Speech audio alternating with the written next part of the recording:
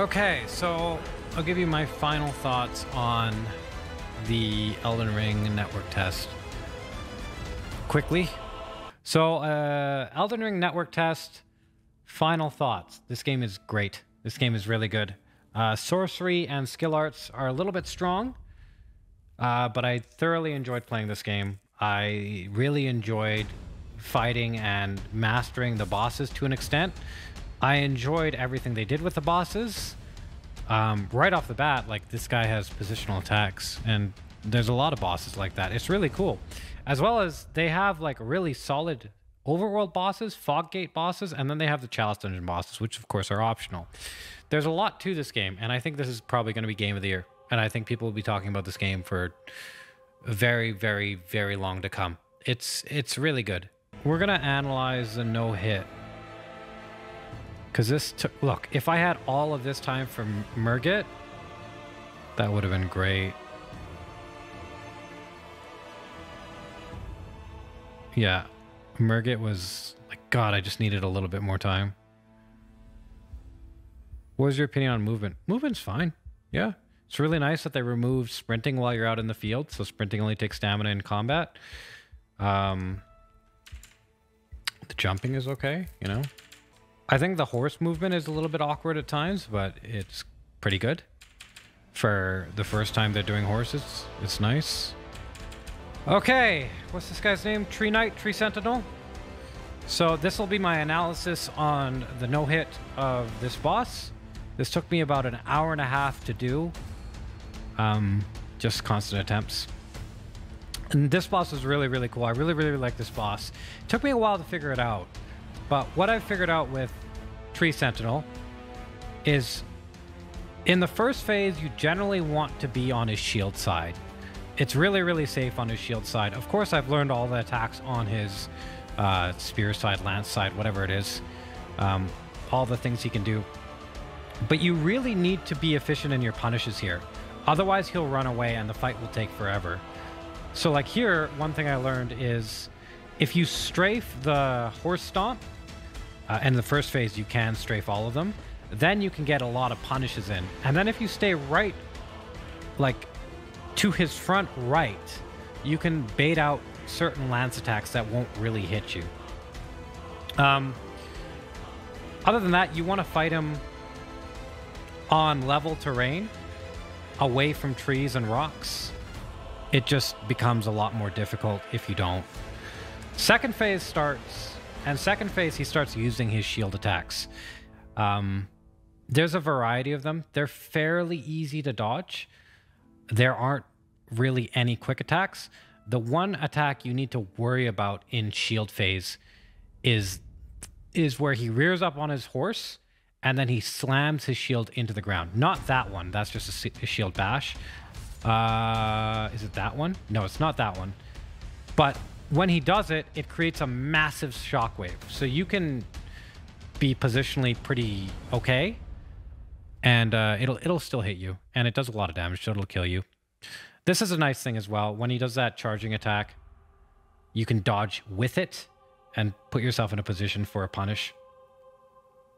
But yeah, this guy, for the first boss, the first thing you see, he has a variety of attacks. A variety of just general attacks, positional attacks, different things he can do. This is a slam. No, that wasn't the slam. That's not the slam either. Was that the slam? I don't know. Either way. Really, really, really cool boss. We'll watch it again. Really, really, really cool boss. What do I want to say about him? I want to say about Tree Sentinel that for the first thing you see in the game, let me rewind this.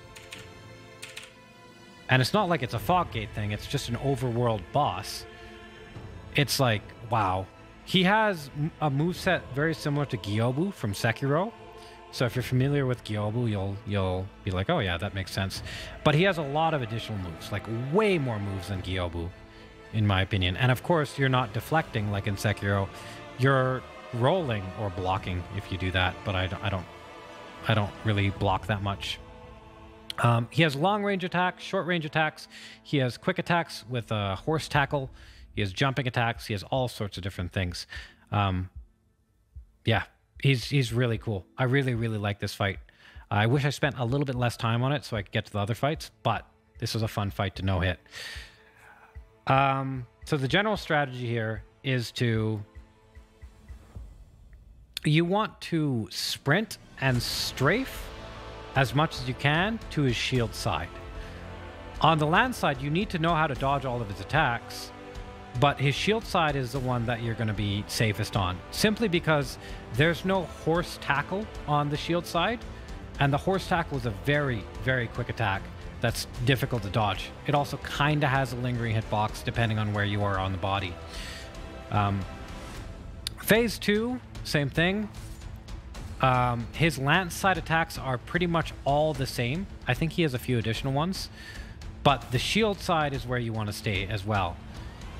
All of his shield attacks are fairly telegraphed. You just have to think, you don't want to panic roll. I think the shield attacks are meant to punish panic rolls. So as long as you can be patient and watch, when I fight him, my eye is either on his lance or on his shield, so I know exactly when they're going to hit the ground. But as long as you can do that, be patient and not panic roll, this should be... it shouldn't be too difficult to no hit.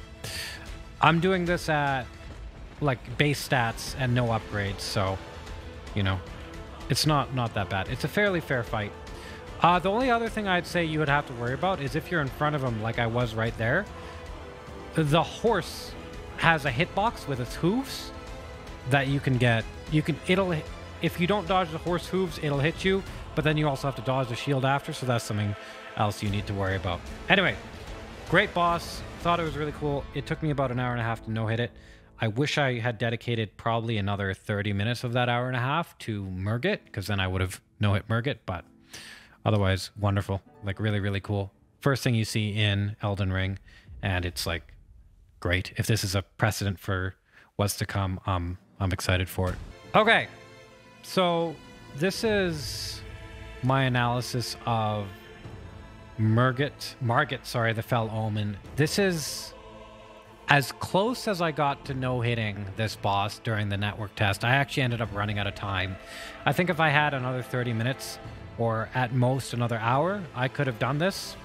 I had about an hour to learn this boss. I didn't have nearly enough time. Or sorry, I should say I didn't dedicate enough time to learning this boss in order to no-hit it before the network test. But I made quite a bit of progress. The really cool thing about this boss is that this boss has options. A lot of options and positions you just don't want to be in. There are certain positions that if you are in, you will generally just get hit, both in first and second phase. And that's mostly in front of him. So if he's not attacking and you're in front of him, he can do in first phase a quick dagger attack, or in the second phase a quick sword attack. And they both have the ability to roll catch you out of your first roll, as well as distance catch you because they have a lot of range. Okay, the second cool thing about this fight is you actually want to punish him in between attacks.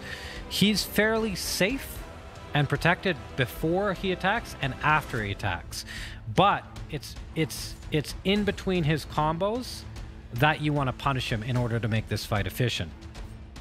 Do I want to talk about first phase now or second phase? I want to talk about first phase mostly, but while we're in the second phase, like while I'm analyzing this, you'll see he has like, his moveset has changed up. It's gotten a lot more dangerous. Now, instead of just a dagger, he has a magical sword, and he has a magical hammer. And he uses those in combination with his stick. So I would say the attack timings become, the dodge timings or the roll timings become a lot more precise.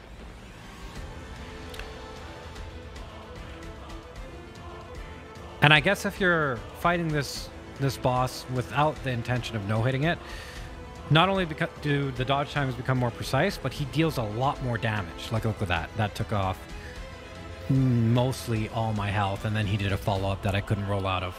First phase is pretty simple. You want to stand in front of him. There's certain punishable attacks, like the jump attack is punishable, And after any attack that's punishable, if you are behind him, you have a chance for a tail swing. The tail swing is punishable as well. This Ishin Slam is punishable, and it's really good. You get a 4 punish off of that, and then a potential tail swipe attack as well. But you'll see I'm running in front of him. The reason I'm running in front of him is because that dagger attack, I'm trying to bait that out so I can dodge back. If I'm right in front of him, like I'm too close to him, then that dagger attack, the first swipe I'll dodge, the second swipe will hit me no matter what. So you have to maintain a certain range with them, otherwise you'll get hit. Let's skip through this a bit. Another punish I do in the first phase that I really like is you'll see him occasionally backhand. Let's see if he does it here. This, you can dodge and you can punish while he's winding up for another attack. And then from there, he can follow up with a dagger attack. So you want to be ready to dodge or just get behind him as soon as possible. This is a 4 punish followed by a tail swipe. Very good. And since I have such little damage and stuff, I need to maximize all my punishes. Here, he didn't actually follow up, but you saw me running in. With that quick swipe up, the follow-up attack from that is a big slam. But you can't punish that slam from in front of him because he has a dagger follow-up. So what you have to do is you have to try and wrap around, get behind him, and bait out a tail swipe. Also, if you're quick enough with him, he's a little bit like Owl from Sekiro in that you can punish his back jumps as well pretty safely, but you have to be fairly quick. Anyway, second phase, really cool. You can attack him while he's transitioning. You only want to attack him once in this phase, in most instances. Sometimes you can get away with 2, but he has a lot less recovery compared to the first phase. I got hit by that dagger, which really, really sucks because this was no hit until this point. That slam there, that's only safe if you punish from behind him. If you punish in front of him, he'll do a quick dagger attack. I don't want to deal with this attack. Hammer is safe to punish all the time. That attack, you see how his stick swung first and then his hammer swung? That sucks. And then his hammer swung. You have to dodge both the stick and the hammer. That's what I mean about more precision. I think what we're going to do is we're going to watch the last attempt I have with this boss, and then that will be it for the analysis. I was hoping to create a video in which I did get the no-hit, and then we could do no-hit analysis, but the network test ended, so this is the best we're gonna have until the full game comes out. From there, it's a stab. Very good. I'm behind him, so he can't punish with the dagger attack. He didn't give me a tail swipe. Can punish this. Yep. Then dodge, get behind him, get ready for a dagger attack. Got a tail swipe instead. That was a risky punish because I was right in front of him. I probably shouldn't have done that, but I got away with it. From here, yep, I'm going to strafe around him. I didn't do it fast enough, which is why I rolled out of the way, because I was like, okay, he can follow up with the dagger here. Ishin Slam, this is a 4 punish. 2, 3, 4, followed by a tail swipe. Another punish.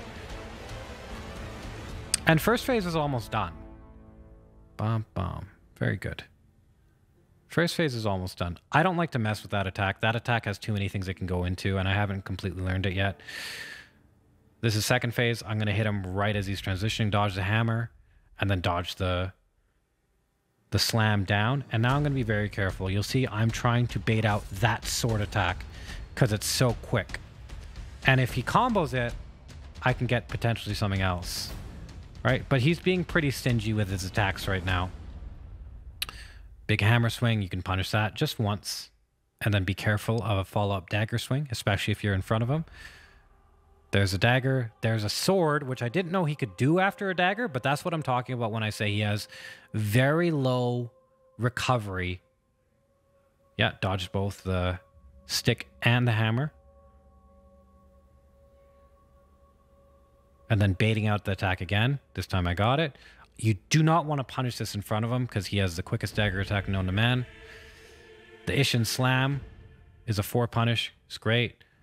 Stick, dodge the stick, and then the hammer, and then I got kicked out of the network test. So I think I was doing pretty good with this boss. I think within an hour or so I would have had him down no hit, and I wish I could have given you guys that video, but unfortunately that's all for the network test for now. I'll have to do it in the main game when that comes up. So I hope you enjoyed it, and if you have any questions, feel free to ask in the comments or whatever. I will see you guys for the full release. Hey everybody, if you're interested in Elden Ring content, you like the channel, you like me, you like anything, whatever, please do like, subscribe, and comment down below to help the algorithm. And if you don't, I'm going to invade you in the game, Elden Ring. I'm going to take off all my armor and clothes and run just out of your range so you can never hit me, but you have to see me on your screen for the entire time. Okay, bye.